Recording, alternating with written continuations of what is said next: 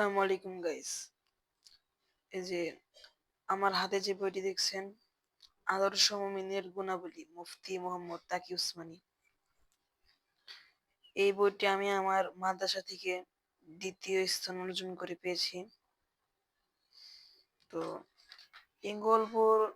এই বইটির অনেক ধরনের গল্প আছে, তো আমার কাছে অনেক ভালো লেগেছে। তো আমি আপনাদের কাছে একটি গল্প পেশ করে শোনাচ্ছি। আপনাদের কাছে ছোট্ট একটি গল্প আমি পেশ করে শোনাই, তো দেখুন।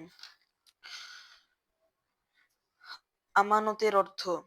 আরবি ভাষায় আমানতের অর্থ হলো কোনো বিষয়ে কারো উপর ভরসা করা, কোনো বিষয় কারোর কাছে এভাবে সমর্পণ করা যে সমর্পণকারী তার উপর পূর্ণরূপে ভরসা করে যে সে এর হক পুরোপুরি আদায় করবে। এটা হলো আমানতের হাকিকতা বা বাস্তব রূপ। অতএব কোনো ব্যক্তি কোনো কাজ বা কোনো জিনিস কিংবা কোনো মাল কারো নিকট এই ভরসায় অর্পণ করলো যে সে এর পুরোপুরি হক আদায় করবে এবং এর মধ্যে কোনো কমতি করবে না, একে নিজের কাছে গচ্ছিত আমানত মনে করবে।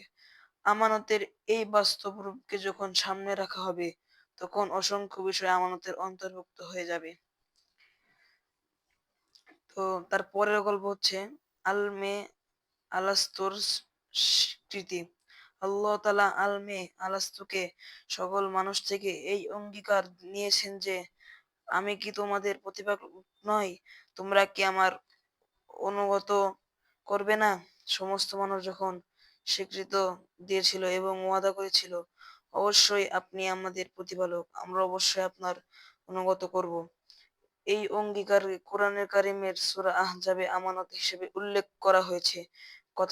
বলা হয়েছে, ইন্না আরাদনাল আমানাতা আলাস সামাওয়াতি ওয়াল আরদি ওয়াল জিবালি ফাআবাইনা আন ইয়াহমিলনাহা ওয়া আশফাকনা মিনহা ওয়া হামালাহাল ইনসান ইন্নাহু কানা যালুমান জাহুলা।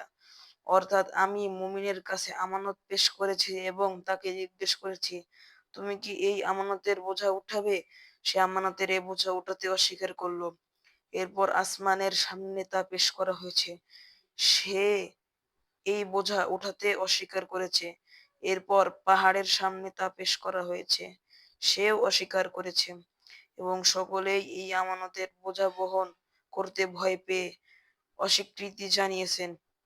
কিন্তু যখন এই আমানত মানুষের সামনে পেশ করা হয়েছে, তখন তারা বড় বাহাদুরির সাথে আগে বেড়ে আমানতের এই বোঝা উঠাতে স্বীকৃতি জানিয়েছে যে হ্যাঁ, আমরা এই বোঝা উঠাবো। আল্লাহ তাআলা বলেন, মানুষ বড় জালিম ও নির্বোধ যে এত বড় আমানত বোঝা উঠাতে আগে বেড়ে গেল, একবারও চিন্তা করলো না যদি আমরা এই বোঝা বহন করতে না পারি তাহলে তো আমাদের পরিমাণ ভীষণ মন্দ হবে। এই গল্পের কথা হলো যে আসমানকে বলা হয়েছিল যে কোরআন শরীফের ভার কি তুমি নিতে পারবে? সে বলেছিল না। আসলে কথাটি হলো আল্লাহ পাকের কালাম কোরআন শরীফ নিয়ে।